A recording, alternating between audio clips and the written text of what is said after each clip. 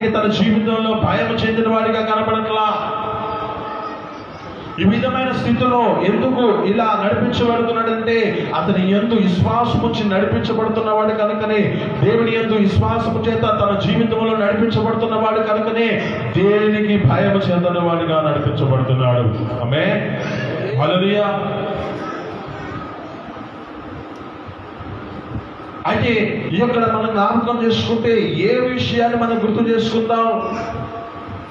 ఇతనిలో ఏ అనుభవం ఉంది, ఇతనిలో ఎలాంటి బలమును పొందుకున్నాడు అని మన జీవితాల్లో అనుకోవచ్చు.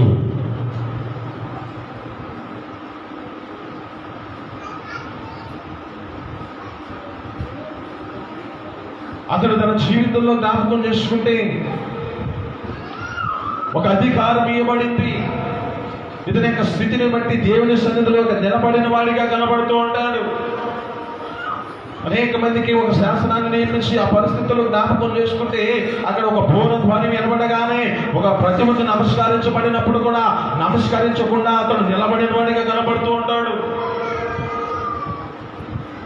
అలాగే రాజభోజనాన్ని పెట్టినప్పుడు కూడా తన శరీరాన్ని అపవిత్రపరచుకోకుండా తన యొక్క జీవితంలో పరిశుద్ధతను కాపాడుకుంటూ తన జీవితంలో ఈ భోజనాన్ని మేము చేయమని ఒక వ్యక్తిగా నిలబడుతున్న వాడిగా కనబడుతున్నాడు.